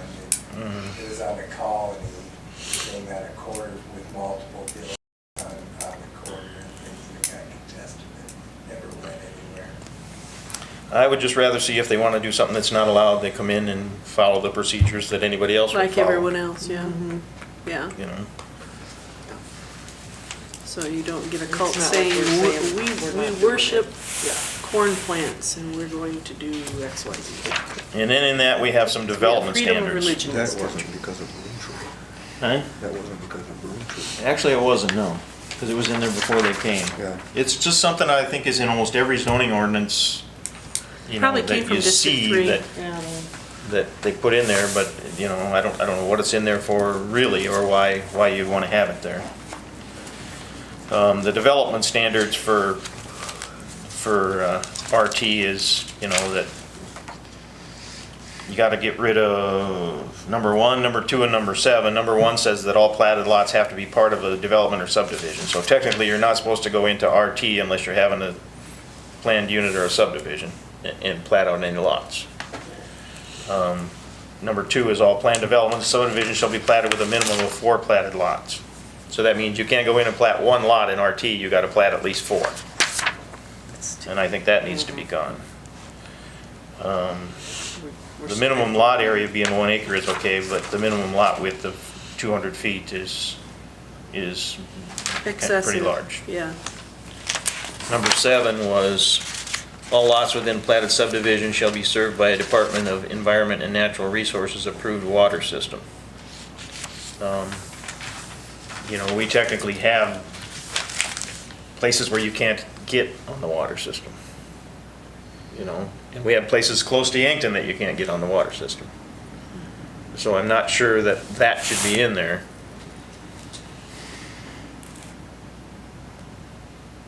Depending upon their funding, though, whether they can get it or not. Yeah. Because if it's by, I don't know what is it anymore, but it has to be a water system, real water system. You can't dig a well. Well, actually, this, you know, we're changing this to allow 1 person to go plat a lot out there. So if they have to be served by rural water to have a single house in, By their loan. yeah, Yeah. and not have a well, even if they're on 5 acres or something. Yeah. And that doesn't seem right to me. That just because it's in planned unit development area, that it has to be served by rural water or something, when other areas, even other residential areas, don't have to be served by rural water. Right, right. You know, you have to deal with your lender and all that kind of stuff if you don't have rural water, but there certainly is places where you can't get rural water, and you have to be on a well, or you have to be on a, Or you haul on a it in. tank, yeah. Put in a cistern. And 7 was, no developments or subdivisions shall be located within the 100-year floodplain. Things being located, the land is gonna be located in the 100-year floodplain. These floodplains are all over the place. What you have is you have rules so the structure is not located in the floodplain. If you can't develop any land that's in the 100-year floodplain, 2/3 of our city would be empty. You know, you have to be able to develop land in the floodplain, but you have to be able to do your development to meet floodplain standards. Sure. So you can't just have no development within the floodplain, because right now, in the new floodplain that's coming, all that stuff on the east side of Douglas, all headed out through Menards, that's all floodplain. You know, we have huge floodplains that are coming east of town, out where I live. There's gonna be a huge expansion of the floodplain coming up. There's gonna be floodplain all over the place. We went to that class at Gayville and all the small towns. Yeah, it was massive. So you would have very little usable land if you couldn't have developments that had land in the floodplain. What you need to do is follow the Mitigate- do floodplain your standards floodplain when you build in the mitigation. Right. floodplain. Yeah. There's a big difference between that. Article 13. That again, it's probably gonna be handled mostly by the banks anyway. Where to get your money. Yeah. Removing number 4 is 5 acres in a PUD. You know, I don't really know why we have 5 acres as the ideal size for a PUD. Some PUDs are quite a bit bigger, but you could certainly have one. I don't know how big the area is where the guy's having the little homes out there. Yeah, that easily could have been a PUD in my Yeah. mind, I guess. But there's some of that stuff where you can do some small stuff, and it wouldn't have to be necessarily be 5 acres. Right. You know, I just don't think we should put a number on it. You know, I don't think you want to go and necessarily approve a 1 acre PUD, but, you know, there certainly is places where you could have 3.5 or 4.5 acres and have a little PUD within something that's distinctly different, you know, whether it's a little area of shops or something like that, because a PUD is something you can put on, if you have a residential area and you want to have a little commercial square or something in the middle of it, you can put a little PUD in there and offer people restaurants and a couple shops and stuff like that in a neighborhood type setting. That's part of what that PUD is kind of for, something that's, something that isn't following the zoning, but that's kind of a, you know, a benefit to the neighborhood kind of deal. You got some inquiries already about him. And I think he can, that'd be a perfect example of something that would happen in a small Yeah. Smaller acreage or something, sales of that or something. What's your thoughts on Article 14, sign regulations? Delete? Article 14, I stayed totally out. No. I'll look at that, It's, yeah. Like, Article 16, we've already addressed, we just went through that. Okay, Article 17. 1705 references a codified law that's been repealed. So we need to take that codified law out of there. Go through 15. And I don't know, there may be other places in here where we're referencing codified laws that have either been changed or repealed or moved to other places. I know there were several things I was looking for and couldn't find them in here. They got a name for it, but they got moved to other places. 1725, and that's the expiration of building permits and conditional use and variances we talked about. So I don't know what we can do with that. The board will have to decide. You know, somehow you have to decide what expiration you have. But until the bill comes through this legislature, I don't know that we can really do much of anything. Article 18. One thing I would like to see is a cap on the allowable amount of a variance, especially on a new conditional use. So if you're getting a new conditional use, if you're coming in and getting a conditional use for a wind tower or a fireworks factory, it doesn't seem right that you should be able to get a variance for 50 or 75 or 80% of a setback. You know, when you're building something from new and you're getting a new conditional use, you should be able to pretty close to come to meeting the setbacks, whatever those setbacks are set. Or find a different piece of property. Yeah, the fact that you can't make it on that property means it needs to be on a different piece of property. You know, that's what I think. So right now, we don't have anything capping our variances. We don't have anything that says you can't have 100% variance or something like that. And early on in this process, when we were forcing zoning on properties that were already there and structures that were already there, there's times where you had to put huge variances on things because they were already there. But, you know, I think that time is kind of past, and I think we should be able to find a way to say, you know, we don't need, you know, those huge of variances. Whether 20% is the answer or not, I don't know. That's just a number that I put down there, you know. So, Some of those accessory structures were like 2,000% Yeah. of what was allowed. I mean, it did get excessive, so I get what you're saying. it's just too much, you know. And I did the same thing in Article 19. I just wanted to cap the variances. The most, I don't know, undetermined thing that I had is, you know, we had some problems with violations of the ordinance by the zoning administrator. And there was no way to really address those. Just a specific example, we had a internet company that was trying to put little dishes on buildings, and our zoning administrator wanted them to follow the tower ordinance for each little dish.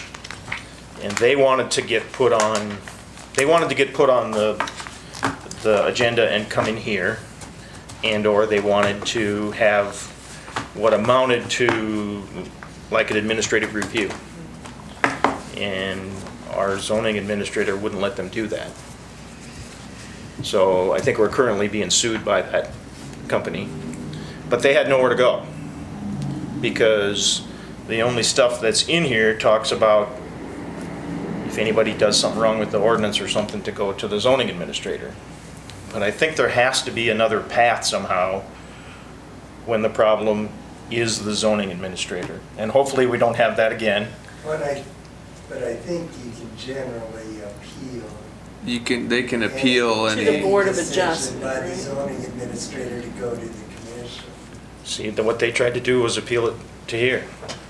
You were in the meeting when we talked to them about it, and they tried to appeal to come to here. They were never But the put on zoning administrator would not put them on the agenda. So they had nowhere else to go. Right. There needs to be something written down that says, if the zoning administrator is the problem, there has to be another way to go. Is that how that works with the Board of Adjustment? Because, I mean, really the only appeal a person has to the zoning administrator's decision is The Board of at Adjustment. Board of Adjustment, and then the only appeal a person has from the Board of Adjustment is court. Are you talking more of like an administrative review type Well, of thing, or? 2101, the only thing in Article 21, it's the intent of this ordinance that all questions of interpretation and enforcement shall be first presented to the zoning administrator, which they did, and that such questions shall be presented to the Board of Adjustment upon exhaustion of the administrative appeal process. The problem we had Should was, be the court of competent jurisdiction. there's nobody to make the zoning administrator do that. In other words, there was nobody beyond or that could make the zoning administrator either ask for an administrative review or to bring an appeal forward. You know, according to the folks, those folks, and I don't know what all will show up in the lawsuit or whatever, but they're saying they fought tooth and nail to get on But I think they weren't seeing the agenda. the bigger picture, which any employee of the county, any employee, you have the right, you go to the auditor's office, you get on the agenda, and you come and talk to county commissioners. I mean, And that's all it would That's have to the say big in here, if picture. that's what it should say. It should say that, you know, if somehow it should say in here that if there's a problem with the zoning administrator, that that's what your option is. they Your kept option trying is to go through that office, and really. But they just should've kept trying to- They should have went down the steps straight to the auditor's office. Because they kept following what this says, Yeah, and they followed it and followed it and followed it, and they never got on the agenda. right, I get it, I know, it was not a pretty picture. I get it. So there has to be some kind of a way to spell out in the ordinance what you do when the problem is the zoning administrator.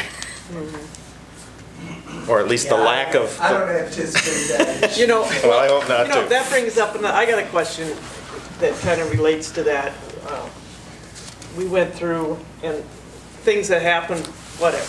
Joe gave us a bunch of complaint, this is what, you know, I feel like people come to you with complaints. Those need to be aired somewhere. I mean, you don't just shove them in a drawer somewhere. We should either have those, and I'm not talking about, you know, for disseminating, but if you get complaints about something, I kind of want to know that. I want to know it in the minute. I mean, not in the minute, but in the month. Well, and Not just like 6 months later, I get this stack of complaints and I'm going, well, I didn't know this was going on, you know? And we have, it wasn't necessarily being followed, I don't say, but in 2301 complaints regarding violations, last sentence in the paragraph is the zoning administrator shall record properly such complaint with the Board of Adjustment. Now, whether that's in, you know, the following See, meeting, they go I don't through know each that either, complaint. but I know that all those complaints, Joe, that you had and that, we should have had those Right, months earlier. right, I mean, those were from 6 months before I saw them. yep, I don't think that's right. I agree.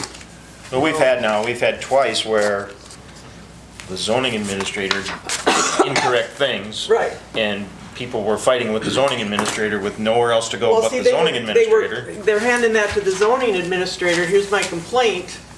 Well, if that doesn't come to us or come to the county, you know, I mean, you know, sometimes you can resolve it. You sit down at a desk, I get that. Mm-hmm. Some things are just, you know, I just think but both, if it's a story, it's something we need to. both our last administrators, you know, and the one directly before us was the same thing, where if someone could have taken that complaint and taken it above him and taken it somewhere, I don't think it would have got so out of hand. Things kept piling up because that administrator is doing other things to not make it obvious that he did the first thing wrong. Yeah. You know what I mean? It's just, yeah. So, you know, it kind of piled up, and it was a bunch of things, you know. he granted a permit where he shouldn't have granted a permit, and then Okay, I was just gonna ask you, what kind of complaints were these? he granted a permit for a carport, that ended up being a big giant metal shed. And then, in the long run, and then he granted a permit for another guy to have a trailer house, and that's part of what led to the not having the semi-box trailers, and then the county ended up having to pay to build a building over the top of a semi-trailer, and it ended up in a whole convoluted mess, because every time he would, instead of just having that go to the board above him or somehow above him and have it straightened out, he just kept taking more and more steps to try and hide or cover up the thing, and it just got worse and worse with every step, you know? You have to have a way to sit down at a table and, just, You know, that one especially could have been caught right away, you know, and then it wouldn't have escalated so far. If there was just a way to say, you know, if somehow you're unhappy with whatever happens with the zoning administrator, you need to go to the Board of Adjustment or the County Commission or whatever and air your grievance there. But it doesn't say that. Well, So- if we look at Article it does say 17, that. Section 1701, maybe that's something we could add in there, because it talks about, what their duties are, and it says the zoning administrator shall report all actions to the planning commission or county commission at the next general meeting. I mean, you just want, like, notification of complaints, or like, I guess, I don't. Yeah, I don't know that I'm looking for notifications Sure. of complaint. What I'm looking for is for somebody who's not getting the satisfaction or what they think they should be getting from the zoning administrator to go to another entity, be it the Board of Adjustment or the County Commission, and present their case there. More or less in the vein of almost like an administrative review, but administrative reviews come from the zoning administrator. It would be nice if an administrative review of the zoning administrator could come from somebody who's applying for something or asking for something or something I like think, that. and although it doesn't say it, really, they should be going to any elected official, really. I mean, that's part of an elected official's job, if they have, if a citizen has a problem with or the janitor or anything, I mean, really, the elected officials, they should go to them, and I think a lot of the problem is the majority of the elected officials, weren't gonna help them no matter Yeah, I what. think- I think. I'm not saying it would have cured things in the Something could last be case, added to 21. but it would have somehow brought this into the public arena, It would've. so that we're not, I mean, we had to deal with, after this change, we had to deal with stuff where things had gone on in the office that shouldn't have gone on, and people are coming in afterwards and trying to sort out things that happened over a period of time, that if there was an available option right away for those people, it would have been brought to light right away. I think an option. Whether they were that's- right or whether they were yeah, wrong, because a lot of times those people are gonna be wrong, and the zoning administrator may be right. Yeah. But right now, there's no way to bring that complaint or that disagreement over what the ordinance says or whatever it is, there's no way to bring that forward. The one way to do it, and it's not spelled out anywhere, is to go get on the agenda for the county commission, and I suppose the chairman could potentially deny you, but then he has to tell you the reason why, but getting on the agenda and stating your case for the public record, I mean, that's probably the best, but the average citizen doesn't necessarily know how to do that No, either, they- and I don't know how That's the you. thing, just adding that to the ordinance, I don't think it's gonna educate. No, them to it. no. They're not gonna redefine that little No, sentence that no. says that Right. either, so I Right. think you just gotta. Yeah. But if that let people sentence know were, That's if that, always an option. if that sentence were in there, it would save you from some litigation though, possibly. That's what and especially the last one You know, specifically. I and- mean, you and I had guys agree with with you. I lawyers, agree with teams what of you said. lawyers going through this thing, trying to figure out how to get forward, how to move forward on this. When Right. the zoning department is not letting you move forward, how do you move forward? Right. You know, I think that's an easy fix. there's gotta be a path forward, and I don't think it's gonna happen very often, and, Right. you know, You hope it's not. if people are bringing up things and technically asking for an administrative review because they disagree with the zoning administrator, then they gotta have a pretty good argument if they come to you guys. But to not be able to bring that argument forth because there's no way in here to do that, They don't know how to go about yeah. it. isn't right either. No, it isn't. I think you skipped Article 15, John.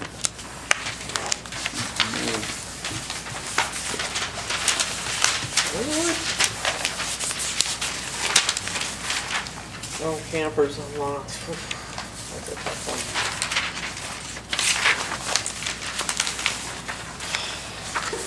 We're so excited for the sign ordinance, you just jumped over. We can get to that sign ordinance, huh? Yeah,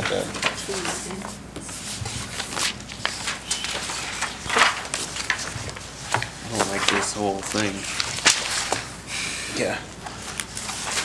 Not that there's not good information, but it's It seems like It should all it's be really misplaced. within Yeah, the article it should, itself. it should, yeah, exactly. It should go to where it's needed, not, like the section on manufactured homes, why wouldn't that be in In each, the article with manufactured homes? Just put it in each resident, or, whatever. Well, accessory buildings, why wouldn't that be, in the definition or something else? Article 15, I did have some stuff, I must have skipped it. 1513. 1513 was the individual septic system one. What I think you should do, if you turn back to 1219, number 10, it has the language in there regarding septic systems. And you could take 1519 and just get rid of everything that's in there and replace it with the language from 121910.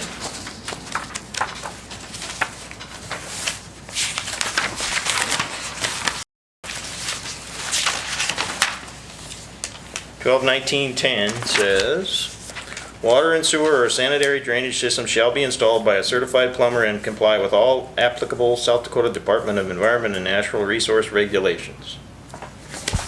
Instead of the zoning administrator having to okay something prior to development based on soil suitability, percolation tests, and impact of system on existing systems within the area. I don't know why or when that ended up in there. I can't really say. I don't I think remember. though, that, John, I don't think that this requirement, especially out in the rural area, was required until the last few years. This was not enforced. Number On the 12. 1512, number 3. 10, number 10, it says water and sewer, your sanitary drainage system shall be installed by a certified plumber, shall comply with all South Dakota Department of Environment and Natural Resource regulations. They weren't enforced out in the rural area for septic systems until the last few years, and I don't think that was. It's supposed to have been installed by a licensed installer since 1970 something. I don't know, there was tons of them that Yeah, weren't. they weren't. They definitely weren't. What happened a few years ago is that now they get a permit. You got to get a plumbing permit. So that's the change in enforcement, is now there's a permit process. It used to be there was no permit on the plumbing outside of like a municipality, but now you got to get a permit. So you got to have a licensed plumber and you got to have a permit number. Or you have to be certified, Right. because you can. You can be it's a just like certified sewer installer. It's just like a Yeah. home electrician, you get an electrical permit. And see, that was always you had to have electrical permit, but you Yeah. never had to have a plumbing one or No. that. But now you have to have permits for that. But all I'm saying is it needs to be taken out of the 15. purview of the zoning administrator and put that you have to follow the state law. That's the change that I'm making. Taking that 12-19-10 language and putting it in place of 15-13. see an argument there. 1505 and 1525 have a big history here. That's the campers on lots. And we have two, 1505 and 1525 do not agree. It's the difference between, is it 14 days, is it within 2 days, or whatever. I don't have a recommendation on that, other than this board's got to figure that out. You can't have two that say two different things, right in the same article. Right. Yeah, I don't really care whether you say it's 14 days, or whether you say it's 2 days, or whether you say it's not allowed without a permit.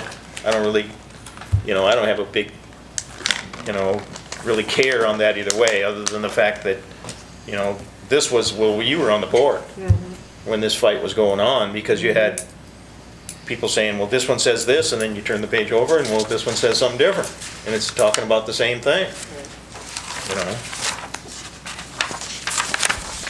I don't know which way a person wants to go on that, and to be honest with you, I don't either, I'm torn with that whole thing. I mean, you know, I can see both sides of it, and, you know, I don't think a couple days makes sense. I don't. somehow find a happy medium and get rid of one or two of these and put something that's in the middle, you know what I mean? Just put something that they can for a while, but that obviously it's gotta be in working order or running order, or, you know, not flat tires or anything like that, but Yeah, I don't know. and if you're gonna occupy it over a certain amount of time, you But, you know, it's not gonna drive should, around and check it either. It's gonna have to be a nuisance complaint, I would think. it's gonna have to be.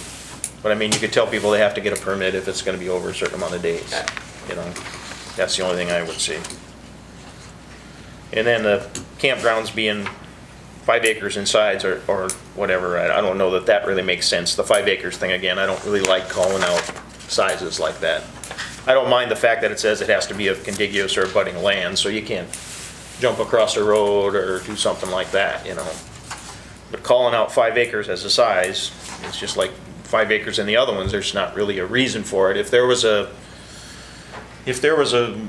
reason for it, if the state laid out something or something like that, it would be different. But I don't know why you want to call out a size of 5 acres without any reason to back it up. It just seems to me you weaken yourself when you stand on certain things without any real reason to back them up, you know? No reason why it should be 5 acres.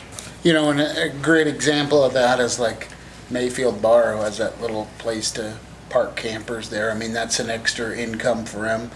The people who park it there really like it because, you know, it's not expensive and it's kind of, you know, maybe on the traveling route. That's certainly not 5 acres, and there's no harm to that neighborhood. I mean, that's No, and I a think there's great places example where you would can want have more it, of that. because if we're gonna clamp down on the camping units, then you want people to have technically a campground permit.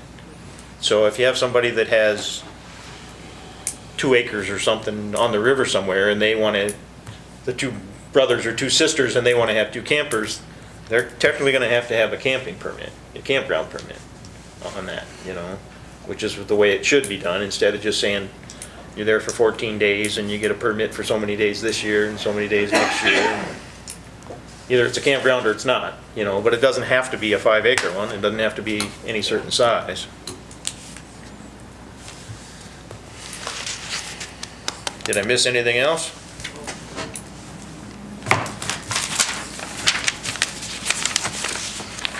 Good. Okay. 1505 and 1525 just say different things, so.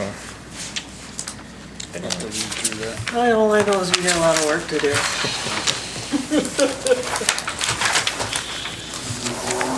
Oh, boy.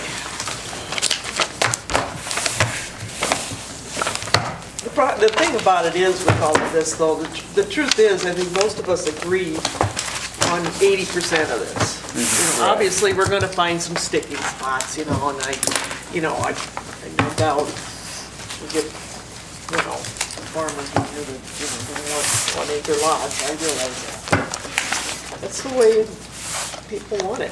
That's the They way wanna it is in build where they a lot wanna of build. other counties. And actually No one having wants to a, be told what to do until No. they're inconvenised by, Yeah, Nobody wants, you know. you know, be told what to do. They want to tell the other person what Yeah. they can do. So that's how it- But I think we can work it out. I think Put in so. a little work, I think we can figure out a pretty good document that isn't so cluttered. well, I think it's a lot easier for people to accept some of the rules if they're reasonable, and you can explain why they are. In other words, there's a reason why the setback in all the residential is 30 feet. Right. And that's so you can park your car in front of your house without the back end of it sticking out on the road, you know what I mean? There's reasons for stuff. right. So if you can sit and explain reasons to people for some of this stuff, it's a little easier to accept it. But if you just tell them, well, if you want a campground, it's gotta be 5 acres, they say, well, what's the reason for that? I don't know, that's the number we picked. Why does RT have to be I 20? own 4.5 acres, what am I supposed to do with it? Yeah, you know, it's, you gotta have, if you can have a good reason for it, Yeah. you know, you can get people to accept it, but you gotta have a reason for it. Whether it's a good reason or not, at least it's a reason. Like the guy that wanted to build the storage unit out by the lake and wanted to build the back wall right on his property. Yeah. You know, and that guy's still probably mad at me, you know, because I was probably more development oriented than anybody else on the board at that time, but I still can't see the idea of building your building on the property line and dropping your water and having to work on the neighbor's property just to work on your building. But he just thought, oh, I should be able to, it's my property and I should be able to build on every square inch of it. Well, that's, No. and then what happened? And then the neighbor was, oh, that's okay, his water's gonna run through here in my backyard, and we're good buddies, he's gonna let me park on his property, it's all gonna work out. Next thing you knew, there's a fence up around that property, and there's no parking out there, and they built a deck where that water's supposed to run, and And then the neighbor sells the They're not property and getting there's a new along so neighbor in well. there and they don't like any of it, you know. that doesn't work. Where it gets sold here. Public comment? Is there any public comment? There's no public there, but. Motion to adjourn. Did you have anything, Gary, that you, I think we're all on the same page. Okay, so On are this we one, so- having a meeting in March or not? I don't think we need to. Need to. No? Just Okay. cancel it then. Okay.